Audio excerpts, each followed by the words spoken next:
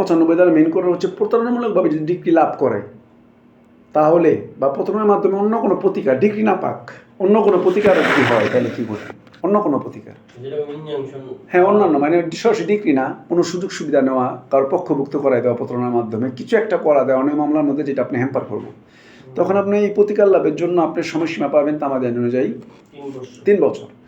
আর কখন এই মামলা এই বিষয়টা আপনি 3 বছর টাইমিংটা শুরু হইব কোন জায়গা থেকে বলা হচ্ছে যখন আপনি এই বিষয়টা জানবেন প্রতারণা বিষয়টা যে আমার সাথে একটা প্রতারণামূলক ব্যাপার অলরেডি ঘটে গেছে। হ্যাঁ 18 ধারার ওই যে আপনি যে ওখানে যে বললো যে প্রতারণা বিষয়টা প্রতারণা ফলাফল 18 ধারাতে হ্যাঁ প্রতারণা ফলাফল তখন থেকে বিষয়টা এটার এফেক্টটা দেখতে শুরু করবে। 96 বলছে ভুলের কারণে প্রতিকার লাভের জন্য মামলা একটা ভুল হয়ে গেছে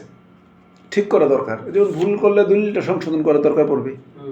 সংশোধন করার জন্য যে আপনি যাবেন আপনি কখন করবেন মানে যখন আপনি ভুলের বিষয় জানতে পারলেন যে 1267 জায়গায় দাগের জায়গায় ভুল ক্রমে 2167 উঠে গেছে মানে 1 আগে পড়ে গেছে 2 পরে পিছনে চলে গেছে ওগুলির ক্ষেত্রে আপনি প্রতিকার লাভের জন্য আপনি মামলা দায়ের করতে পারবেন 3 বছরের মধ্যে মামলা দায়ের করতে পারবেন যখন আপনি এই ভুলটা সম্পর্কে জানতে পারবেন। এরপর হচ্ছে গিয়ে দেনমোর সংক্রান্ত বিষয় দেনমোর মূলত 2 প্রকার একটা হচ্ছে মোজ্জল আর একটা হচ্ছে মোয়াজ্জল অর্থাৎ ইনস্ট্যান্ট দেনমোর আর একটা হচ্ছে ডিভোর্স বা মৃত্যুর মাধ্যমে যে দেনমোরটা পাওনাদার হয় স্ত্রী এটার টাইমিংটা হচ্ছে 3 বছর অর্থাৎ দুটোর টাইমিং দেনমোর মানে 3 বছর দেনমোর মানে হচ্ছে 3 বছর। আর 106 ধারা যেটা বলছে অংশীদারি প্রতিষ্ঠানটা ভেঙে গেছে অংশীদারি প্রতিষ্ঠানটা যদি আর চলবে না অংশীদারি প্রতিষ্ঠান চালাবে না তখন হিসাব নিকাশ তো চাইবে কেউ পক্ষরা যে হিসাব বুঝাই দেন তখন প্রতিষ্ঠান ভেঙে যাওয়ার তারিখ থেকে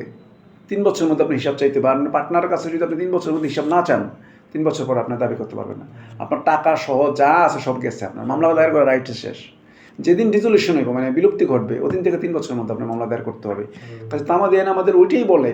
যে তোমার শুধু কত বছর কত মাস তোমার জানলে চলবে না তোমার রাইটসটা কখন থেকে শুরু হইব এটা জানতে হবে